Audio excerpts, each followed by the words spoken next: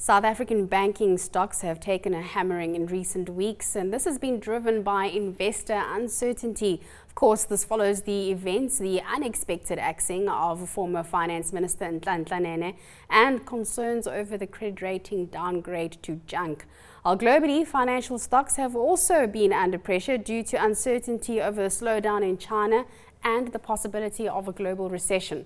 With local banking shares trading at multi-year low valuations, is this possibly the time to buy? Well, we're going to try and answer this for you. We're joined by Niel Hougaard. He's a fund analyst at Autus Fund Managers.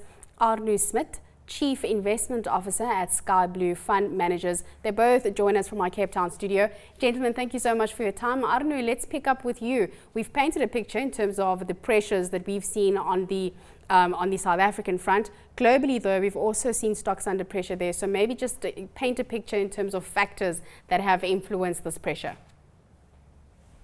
Yeah, I think there's various factors globally that has detracted from banks specifically.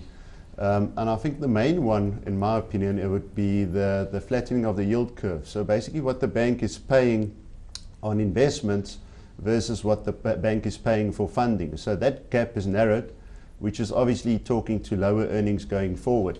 Then if you add to that negative rates, where banks at this stage is not passing through those negative rates, it becomes a big concern, because then those are actually costing the bank instead of making money on that type of investment. So that's the one factor. The other factor, which I think might be a smaller factor, is the oil price. Banks are heavily exposed to oil projects. So the closing of oil projects should affect their earnings going forward. And then lastly, just the whole commodity cycle, which has turned down dramatically, like we've all seen. So I think those are the big three factors. Yeah. Niel, let's come back to you. Let's go to you in terms of you explaining if we've seen these factors filter into the South African banking sector, and maybe what's the biggest risk that is facing South African banks at the moment? Yeah, I mean, I think it's worth noting that from a bottom-up perspective, South African stocks or South African banks have traditionally been financially sound. They've had strong balance sheets, been defensive, and known for being great value creators. So I think the issues on the local front has been macro-driven, as noted that there's also a growth issue in South Africa. And with the issues happening in December, that's led to further FX weakness, and even our growth forecast being revised down further. So with the effects of rising inflation and interest rates adding to that, I think that has been contributing to our stocks suffering as well. And obviously also the possibility of a sovereign downgrade that's been weighing heavily on the local stocks. Arno, what should be the strategy that we use here? Obviously, we are waiting to see what the finance minister will say next week regarding the budget, and if this will allay the fears of ratings agencies. Should we wait before we start piling into the banking sector? Yeah, to me that's a difficult question. If it was a month ago, then it would have been a fairly easy question. We would have been on a multiple for the sector, just a normal historic multiple of 9, which makes the sector at that stage, which was middle January, dirt cheap. Today, the sector has retraced, and we're currently sitting on an 11 to 12 multiple, just normal historic PE multiples. So it seems as though a lot of the overreaction has been already priced back or retraced, basically. So at this stage, I think the focus should be on earnings if you were to invest now. So firstly, you need to decide for how long do you want to invest. If it's a 5-year investment, like you should do with shares, then I think it's still a proper investment.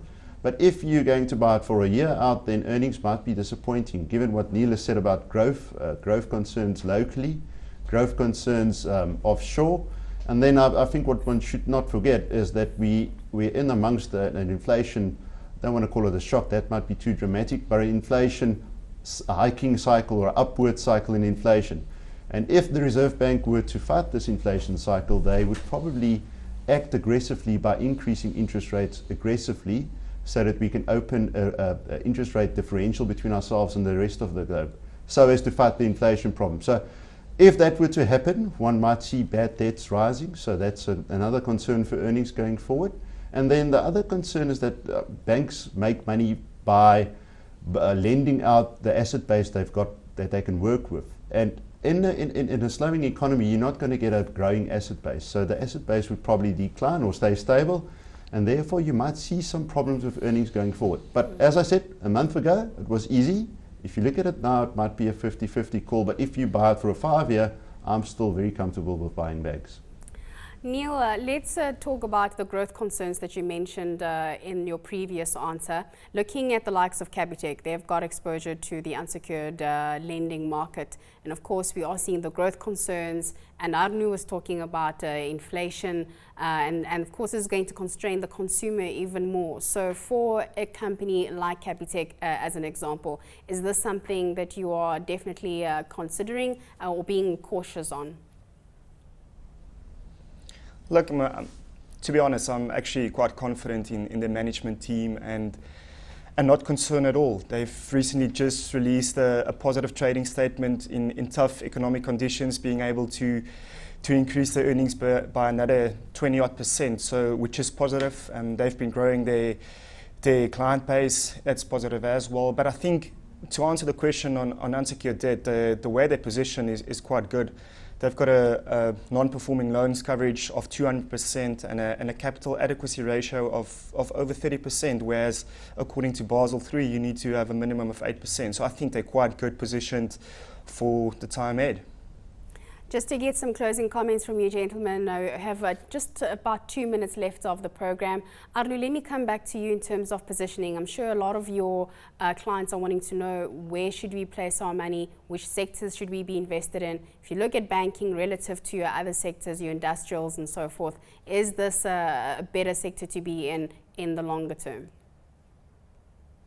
Yeah, to me, we got back from London last week, and a lot of the global managers are definitely adding bank exposure. I wouldn't say they're going overweight, but being underweight, probably moving to neutral weight, and that's probably what we are looking to do as well. It's not going overweight banks, but more or upweighting the underweight that we have been holding in banks.